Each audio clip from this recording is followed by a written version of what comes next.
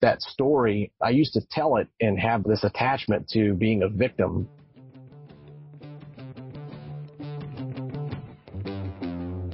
Hey, got something really cool I want to run by and let you know what's going on. So I'm starting a group that will start taking a deep dive into each one of these episodes. So we'll collectively come together and talk about the shows, talk about the guests. I'll be bringing back some of the guests to do some Q&A sessions and really take a further dive into their story, their journey, the episode, talk about, maybe some of the things you wish I would have asked on the episodes, do some Q&A sessions and the like. As a friend put it to me, it's really like a book club, but for the podcast.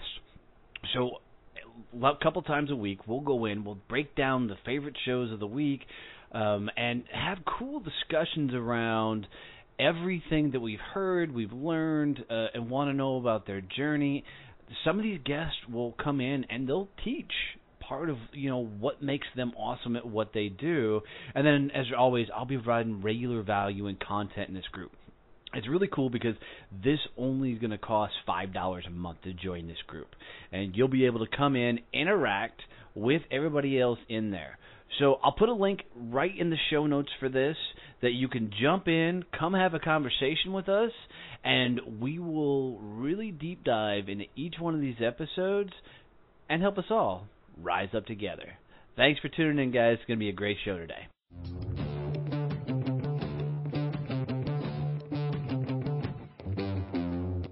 Having the show wasn't something I started out to do.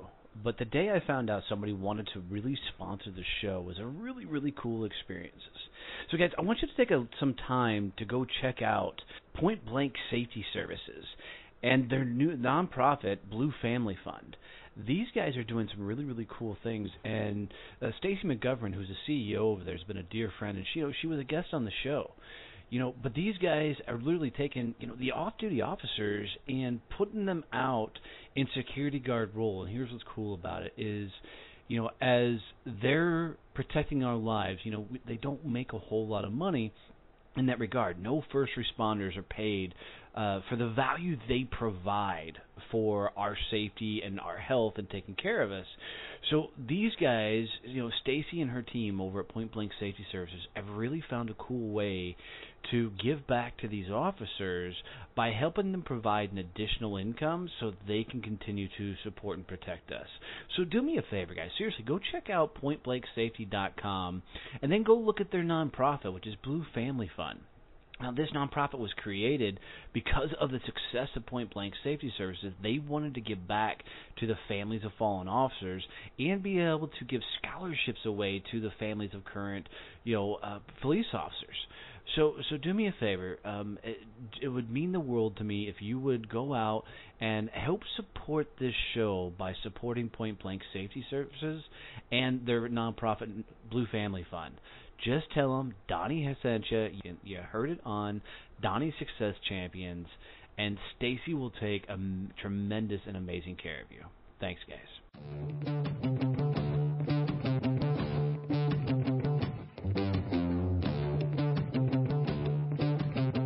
All right, guys, it's going to be a fun episode. I'm bringing my buddy Stephen Colon on from Knucklehead Podcast, and this dude's got a hell of a podcast, great show, and he's got a really cool story of his life through the Marine Corps, transition out, and then just how, by taking risks, he's began to really figure himself out. Enjoy this episode.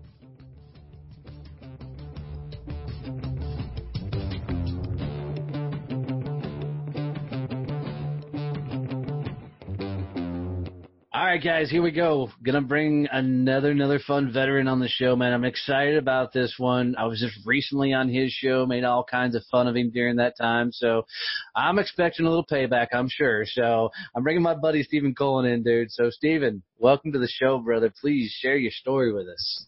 Donnie, I appreciate you having me, man. I appreciate you having me. It's funny you mentioned story.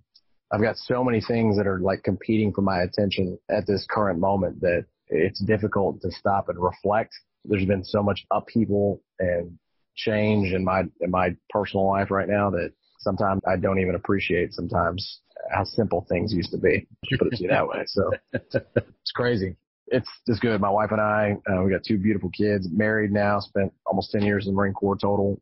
If you look at active and reserve time, I played football in college. You know, I come from a divorced, you know, as most of the folks do that are kind of my age and my generation, they come from divorced parents, you know, didn't really necessarily have a dad growing up. I had a stepdad who kind of was an adopted dad who beat the shit out of me whenever I was a kid, and had to overcome a little bit of just, and not just, you know, it was discipline that really went over the top a couple times, that came into a couple beatings, and I didn't know how to deal with that. So I developed a severe mistrust of authority. So naturally I would join the Marine Corps, right? Yeah. And it's been something that's just recently through therapy and a lot of other crap that I've realized has been a big hang up for me. And I've had experiences with fear at various intensities over the course of my life. And a lot of it has to do with just, you know, getting started. And I hear a lot of people who've been able to accomplish some really significant things. They've had a period of time where they've overcome some significant adversity. And I've also seen people go through some just horrific, absolutely god awful things as children and do some incredible things. Isn't that the truth? It's just amazing. Yeah, it really is. And it makes it seem as if the few beatings or whatever that I took, and, you know, not growing up without a dad, wanting to leave to go live with him still, just to have that experience with my dad, and then having him leave again. And I moved in with a buddy of mine, essentially been on my own since I was about 15 years old. And it's just that story. I used to tell it and have this attachment to being a victim that I felt like gave me this weird credibility, and realized that it was just a big crutch. All that crap that I went through, I've really had a difficult time understanding that I was literally using all of those things as excuses as to why I wasn't accomplishing something, as opposed to just using it as fuel to try to get better at something. And, you know, the way I process information now, it's been a struggle in change and change management. It's a really neat term to use. It's a really difficult thing to actually execute against. And, literally I'm right in the midst of it. So, right. You want to know my story? That's kind of what I'm dealing with right now. No, I got it, dude. I feel you. You know, I had a conversation with a guy named Brian Cardova, and dude, he's one of those guys, you hear his story and you're like, oh my God. I mean, how are you still here? I mean, that's what goes through your head when you're talking to him. But this guy is 6'4", 400 pounds, was a strong man, was an MMA fighter. And, you know, he talks about being molested between the ages of 6 and 9 growing up, and was sold by his brother to his brother's best friend, you know, and just crazy things you just can't imagine. But, you know, he speaks on stage and he's like, dude, when I walk out on stage, you know, and tell people that, you know, I was raped, you know, they don't picture me as a 6-year-old, you know, kid. And he goes, so I go on stage and I teach what's called bad math.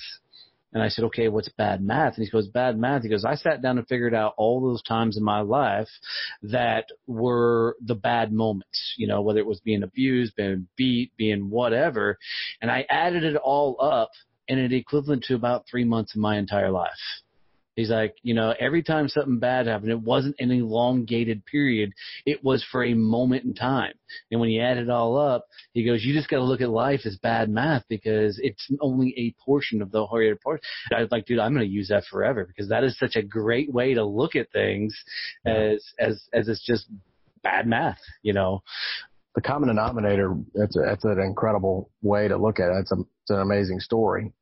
And it's an amazing tool when you really think about it. It depends on how people believe, but the common denominator in both Brian's story and really anybody's story, anybody who's listening, is rather than it being a concept, it's something that he used as a tool to help process information.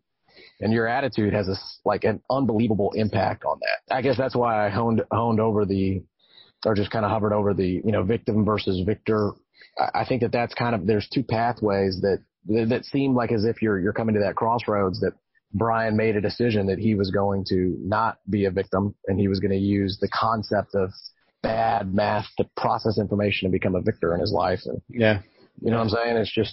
It's amazing to me thinking about that. Yeah. You know, and here's another fascinating thing for me is, I often find talking with other jarheads that we've all had, I mean, I had a great childhood. I mean, mom, dad never beat me. You know, we were poor, but I wasn't a good kid. So I'm the opposite end of that spectrum. I did a lot of stupid things, fights and all that kind of stuff. And I often find that almost every jarhead I talk to has got some sort of story like that.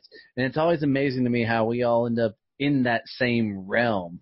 Yeah, it's true. If you look at Marines, we're different folks, man. I mean, we're attracted to some weird things. Like, and the ones who successfully make it. I'm not talking about the rejects who don't go through the, you know, and when I say rejects, there's probably some rejects out there that are saying, oh, well, you're brainwashed and you're completely manipulated by the system. So you were trained to be part of the military industrial complex or whatever, some conspiracy theorist freaking psychobabble bullshit. But there's a difference between the way I view it, and I've got my libertarian views of myself. The reason why I'm mentioning that is just because they have that point of view doesn't mean they're wrong. I'm talking about going through the discipline of 13 weeks of boot camp, going through the discipline of having somebody else communicate with you a series of instructions and for you to be humble enough to follow those steps, even when you don't necessarily agree with them.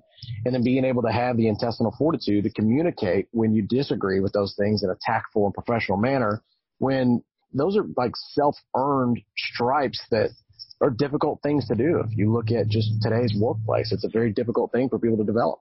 No, I agree wholeheartedly. And, you know, the only thing that I'll put in there is I spent 6 months in boot camp because I got hurt twice. The second thing is I never really figured out that whole tactical communication side of things when dealing with authority. I mean, when I picked up E4, literally my staff sergeant, who was right off the drill field, threw my chevrons at me and said, "You're now a corporal." I mean, so that was my promotion ceremony. So just wasn't an authority guy. You know, that wasn't my role. But I look back on that time and I'm like, damn, I'm glad I went through it because although I probably wasn't the most squared away guy going through the process, I learned some damn good lessons on that ride. So you go through a rough childhood out on your own on 15. Does that mean you were living in your own apartment or you were just taking care of yourself?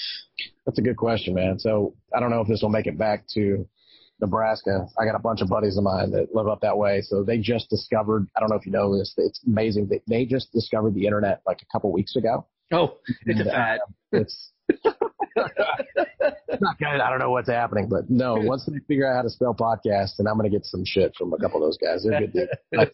My dad had started a restaurant up there, and I moved up there with the intent of, you know, I mean, my dad started a restaurant. Here I am reunited with my dad. My parents were divorced, and they'd been divorced ever since I was literally a 21-day-old baby. And so I was so excited to experience what my older brother's experience, and that was time with my dad. And, you know, and he left again. So when I say he left, like, yes, I was there for a period of time, and yes, I was living with my dad. But then when he left, the friendships that I was able to cultivate there, I had a girlfriend at that time, and I developed some pretty close-knit friendships. I'd also developed a work ethic. And so that work ethic, some of my friends that I worked with were my coworkers. And so I had a job, I had my buddies, and then I had my girlfriend. And so my buddies' parents heard about my dad, you know, kind of taking off, and they were wondering why I was over at the house quite a bit. So I just paid his parents rent to live in their basement. That's what I did. And that was throughout summertime, you know, football season. That was how I made it. And I've got some incredible buddies of mine who are like brothers. And, you know, I wish that I had a better relationship with them now because they are up in Nebraska and I'm down here, and I wish we talked more. But the fact is life happens, and it just kind of, you know, ebbs and flows. But some of the best people on the planet, they decided to take me in, and you know, like I said, I paid his parents rent, and they just were incredible people. So, right. So you got out of the Corps, did 10 years. In there, good on you, because I did my 4 and ran like hell. I'm pretty sure they told me don't let the door hit me on the way out either. So, but, you know, I love telling this. So that same staff sergeant threw his chevrons at me right out the drill field. Yeah. He was so excited to let me get out of the Marine Corps that he signed off that I got 72 days worth of terminal leave. Really? He signed off on 72 days to get me the hell out of there. And just so you know, you're only supposed to get like 30. I mean, yeah, if that. You know, if that. And that guy was so pissed at me. other than they made me a corporal and tried to get me to command my buddies. They promoted me to E4, kept me in my same unit, and, Dow told me I was supposed to discipline these guys that I've been drinking with for 3.5 years, That's crazy. Isn't that a crazy dynamic? Yeah, totally. And so he was so frustrated with me that even when my father came and picked me up, he refused to shake my dad's hand. Now that's disrespectful. So that is disrespectful. Yeah, so it's just an interesting time. So what'd you do when you get out, when you first got out? You did those 10 and well, I did. So let me back up a second. So in 10 total years. So I did just under 5 years or so active. And the reason why I'm fuzzy on the math is I had to do a tour conversion. So my first year of marriage, my first duty station was Okinawa, and I was on a 2-year unaccompanied tour, but I got married, which my wife and I are celebrating our 12-year wedding anniversary this November. November what? I'm just curious. November 10th. No, I'm sorry. No, November 12th. I always do that. Dude, November. This is really funny. 12th. This is really, really funny. Why? My 12th is November 12th. What? Yeah. Our wedding anniversary is November 12th, and it'll be our 12-year anniversary. No shit. That's crazy. November 12th, 2006. It was a great Sunday night. It was a great year, man. It was a great day, too. Well, congratulations to you. That's exciting. Yeah, same. Well done.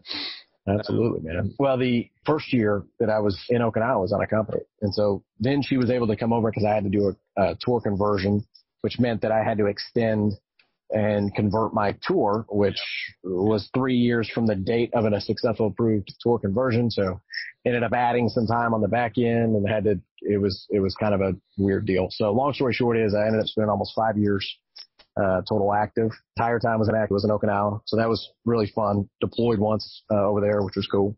But as soon as we came back, I really, again, going back to the trust issues and, dealing with folks, I thought that I just wanted to run my own business and I was just going to get started doing that because I didn't want to listen to anybody else. But I had a difficult time even finding the discipline necessary in order to do that. Like I was not being told what to do. So my framework literally went away. Like the daily structure of my day was gone. And, if you look at what I did prior to the military, even though I was a football player and I was a college athlete, I had really my only work experience was sales, and sales is pretty loose. You have the daily disciplines of things that you can do, right? No, loose is a good word. But it's like different, right? So getting out and immediately thinking I was going to be my own boss and work my own hours and be flexible, it was the biggest crock. I had a difficult time with that. So I ended up getting a job working retail and meeting some folks, and then one thing led to another, and eventually ended up starting that business. I got certified as a personal trainer and thinking that was going to be a really cool way to kind of, walk and chew gum, like work a job and then do some other stuff on the side. Got involved in some multi-level marketing businesses and you name it. However, that personal training thing, there was some traction there. So more and more people started to show up. So we had some group fitness classes coming on, and then each one of those people ended up working somewhere. So then it led to some corporate wellness opportunities where we started talking with HR directors and office managers about actually building out a corporate wellness plan. So we actually onboarded a corporate wellness clients. We had a group fitness business with multiple locations, and then we still had a Rolodex of personal training clients. And we built a business called Lifestyle Revolutions in Austin, had a few trainers, had some massage therapists that performed services for corporate wellness stuff. I was doing all that while in the reserves. So I got off active duty.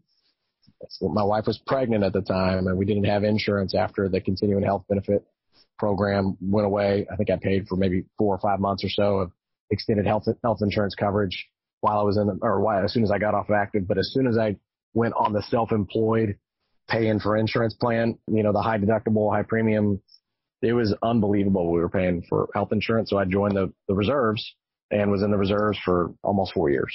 Wow. So, I know a lot of guys that went active duty then did the reserve things. How big of an adjustment was that? It was weird. I mean, active guys have like this disdain for reservists. That's a weird dynamic, and I think it's true across all branches. But really in the Marine Corps, just because the typical Marine has, again, this disdain for civilians. They look at civilians as like You know, like they're just undisciplined and they're, you know, it's you know what I'm saying? It's like this dysfunctional mindset, really dysfunctional. Like I'm saying it kind of laughing, but it's completely dysfunctional. It's like not even, it makes no sense. It's barely funny, right? It's barely even funny. Yet here's your Marine brother who's a civilian, who's also a Marine. You know what I'm saying? He's like a reservist, but he's not, you know, so there's that weird dichotomy that takes place. And that was tough for me to reconcile. Yeah, and here's the interesting thing is we had one or two reservists, you know, units come on, you know, in Camp Lejeune when we were there. And it wasn't that now here's the truth. We called them dirty. We called them nasty civilians. You know, we did all the things you do. But even later that night, there was more conversation wrapped around how jealous we were that these guys were getting to go home, you know, and do whatever they want to do. And they only had to show up and play Marine, you know, once a month. And there was really no accountability to how well they were doing. It was just like, oh, well, you're going to be gone in 10 days anyway, so see ya. You know, as an active guy talking to a reservist, you're like, no, I'm going to trust my guys that are going to be here with me the whole time. You're a reservist. You're showing up for training, see ya. Right. You know, we were a mechanic shop, so if the reservists showed up, it was like, yeah, go talk to the drivers. You're not turning anything because you obviously have no idea. Now, you're talking to a guy who's a government-trained mechanic, which means I still can't even change my own oil. But we would always just say, you know, if there were mechanics that came out on the reservist side, it's like, no, go talk to the drivers. You go hang out with those guys because we're not letting you turn wrenches. Yeah. For sure. 100%. So talk to me, you know, you got into the healthcare game, you started doing corporate wellness, which led up to a whole lot of cool things. Walk me through that. Well, I would say that it was cool. It was a big learning experience. We developed some pretty fun, what I would consider to be fun, kind of cool programs. But the fact is with small business, I struggled with cash flow. I struggled with actual business principles. I was out there executing the business, literally barely getting any sleep at night, like 20, 21-hour days, 6-7 days in a row. I was running at it, but what I was doing is I was always trying to outpace the problem as opposed to addressing where the money was going, like strengthening up an administration, you know, potentially pitching somebody else to help me with some funding to make bridging the gap a little bit, you know, just cash flow issues. I was a dumbass. I was not really interested in help because I had too big of an ego. I had trust issues. You know, all of that stuff, the lack of personal development would just it was glaringly obvious, and I failed. We ended up going out of business. Mm-hmm. And, you know, I was able to successfully sell off parts of things because we had accumulated equipment over the years, and we had to shut some things down. Just it sucked that it came to that. But I had established enough of a reputation in Austin working well with small businesses that I had got referred into commodity trading, beef, pork, poultry, and seafood type business where they were looking to develop some technologies around it. Now, let me back up a second to say that corporate wellness business, there was a platform that we were looking to develop called LR Engage. And that simply was it was kind of an accountability program for the people who were part of our corporate wellness programs. They needed to have some type of like friction. They needed to have something that they could mess with, technology, to help give them some fun ways to interact with our programs and give their company like proof on ROI. If they're going to invest in this resource, they need to be able to track how effective it is. So I thought, well, let's build an app. And so, you know, when it got to a point where we started to actually price all these things out and went and looked at potentially raising money, that scared the shit out of me, dude. Right. And that's where all that stuff kind of like welled up, the lack of personal development, like all of that stuff. It was like, go finance $300,000 through some investors and show them ROI, or not do that and let the business fail. Well, I did not do that and let the business fail.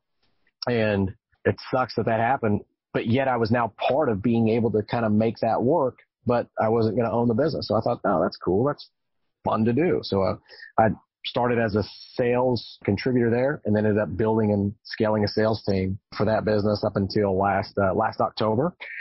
Didn't know that I had somebody who was paying attention to details of my work habits over the years, but they paid attention enough to where they made a very compelling offer for my wife and my family to move up to Dallas. And there's a gap there that I can fill in some messy details here in a little bit, but that was last October.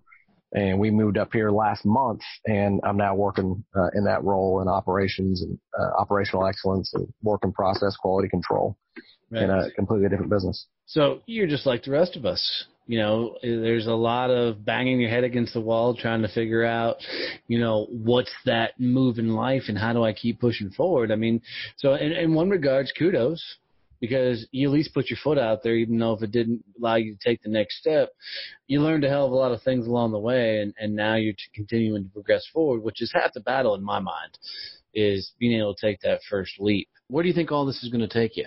Man, I don't know yet. That's a damn good question. So those messy details that I left out between the time that I left that business and now was part of the reason why I kicked off Knucklehead podcast.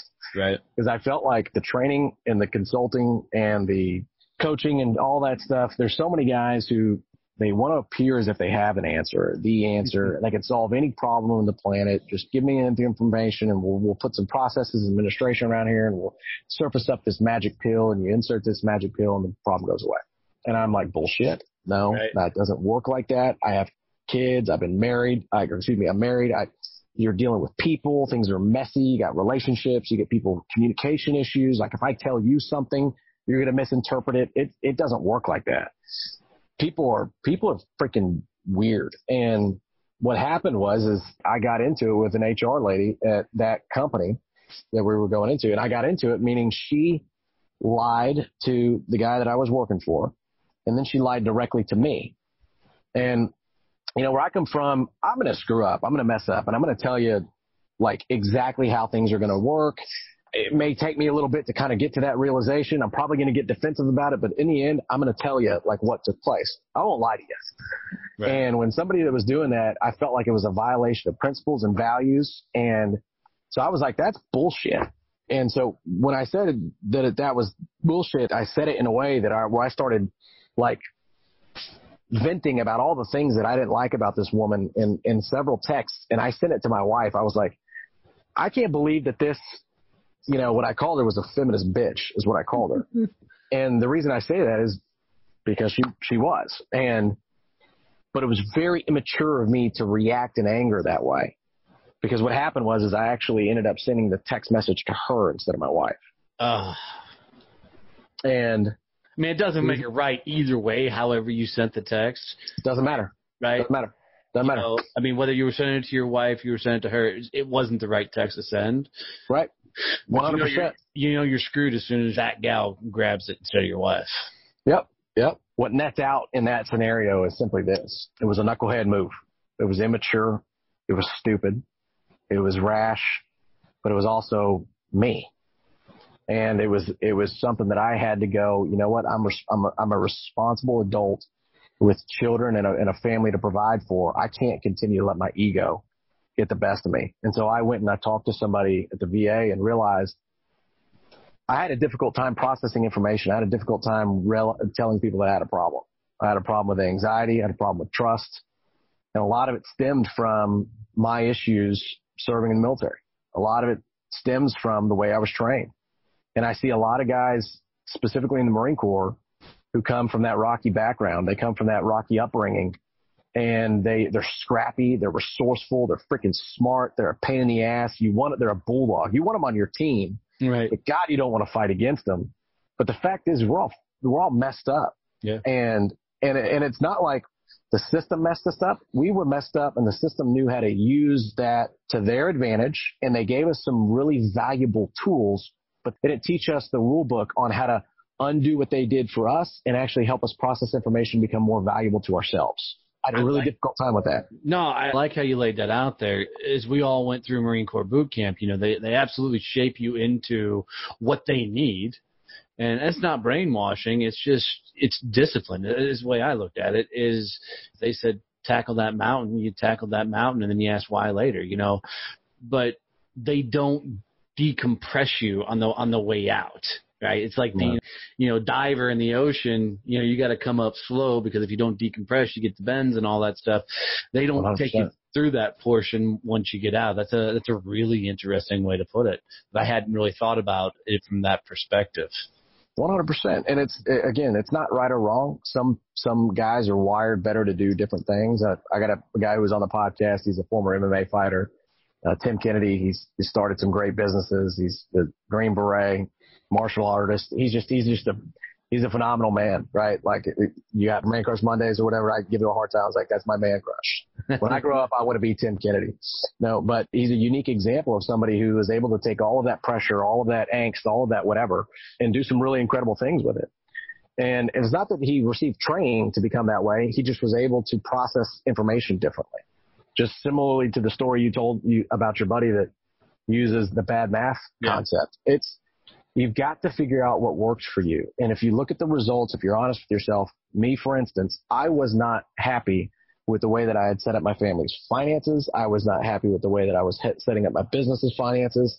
And I sure shit wasn't happy about the way that I was setting up and handling my interpersonal relationships. So I summarized that into what I call a brand called Knucklehead. And it's just, you got to embrace that you will screw all of those things that I just listed up. You will screw it up. You will mess it up. There's no way around it. However, will you be man enough or will you be woman enough? Will you not be beta and learn from it? My encouragement is don't be beta. Go out and get you some wins. Get you some small things that you can look at and iteratively grow the strength component that you need in order to overcome the obstacles and the victim mindset and all the crap that you've been taught to believe, and leverage all of that information and flip it on its head to go win. And go make it happen. And when I say win, I hate to be generic. Win, meaning earn the confidence to do things correctly, more efficiently, more optimally today than what you didn't do yesterday. I love that because my story is I spend all my time in sales, and I love telling people is everything I thought about being a business owner prior to becoming a business owner was absolutely false. You know, I was not prepared mentally to be a business owner, but it wasn't until I got out there as a business owner and got my freaking teeth kicked in because I was trying new things and taking bigger risks and doing things that I learned that, you know, how I've been screwing up my life for 40 years is I wasn't going for it. I wasn't taking risks. And, you know, I think that's half the battle is being able to just put yourself in the game. And in my position, I think, you know, learn on the fly and then do it again. That either takes somebody who's really smart or really stupid. Depends on how you look at it, right? I'll go with the really stupid and crazy. So I don't think that I'm going to have to disagree with you, Donnie. Well, I'm not calling myself stupid, but I don't get the self-deprecating humor. I get it. Yeah. You know, I don't recommend other people take that path. You know, 100%. You know, as they go through it, I think you got to take risks to discover yourself. So you talked about the Knucklehead podcast. Give me 2 seconds overview of what that is. How do people find it? And even better yet, how do they find my episode? That's awesome. That's awesome. So your episode has not been published yet. So your episode was supposed to publish next Tuesday. It's not going to be next Tuesday. It actually comes out on October 16th. So Tuesday, October 16th, Donnie, Success Champion podcast host, is going to be a guest on Knucklehead Podcast. Knucklehead Podcast, you can find it on iTunes, Podbean, any your favorite podcast listening app, knuckleheadpodcast.com. You can buy your Don't Be Beta shirts there. Don't be beta about clicking and adding it to the cart and pressing purchase. You will get it. So you can get some win shirts too if that's your flavor. If you don't want to offend liberals, that's fine. But if you want to, all proceeds come to Donnie. So buy a lot of those shirts. There you go. We can work out some type of revenue sharing, I'm sure. But no, the point is we don't sell that apparel to make I'm not the next Black Rifle Coffee Company. I'm not we're not Daniel Ehrlich or whatever, Grunt Style or whatever. Every veteran's got some type of apparel out there, and good on them. Make it happen. But we do that because we want to get the message and the movement of don't be beta, because too many Marines in their own life, too many service members in their own life, too many people screw up their families. They screw up their finances because they were sold a lie. Right. The lie is simply you need to appease. You need to be politically correct. You don't ruffle feathers. You don't know. That's not the truth. What happens is you will screw up.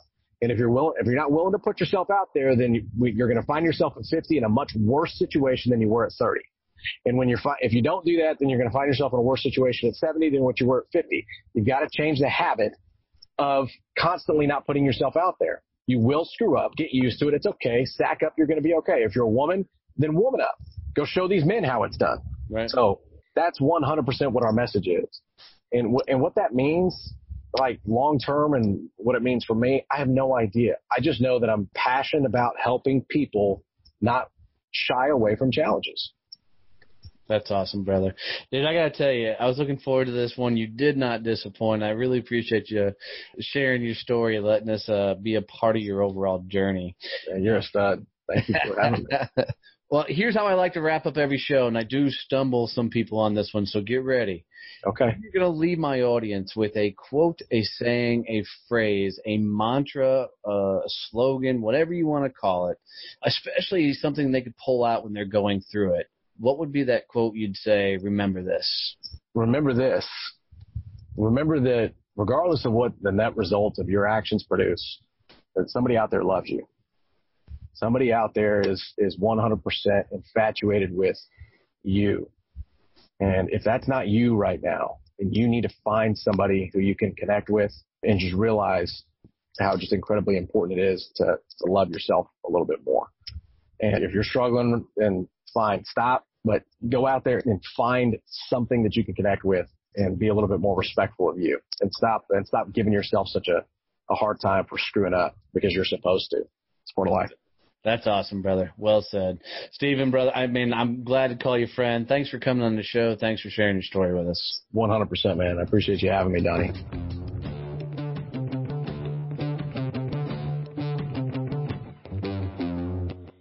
You know what, guys? Really, thank you for listening to this episode. I really appreciate it. It's a lot of fun putting these together. I wanted to make sure before we get out of here that you knew what we were doing with social content. What we found was because of the podcast, we have a unique way of helping you get your social content out on a very easy way. What we're doing is we're interviewing people, and from that interview, we will capture a lot of information that will then be turned into videos, memes, articles, all things you can use for your social content. I know, like for me, one of the biggest struggles I had was, what do I put out there? What do I say on a regular basis?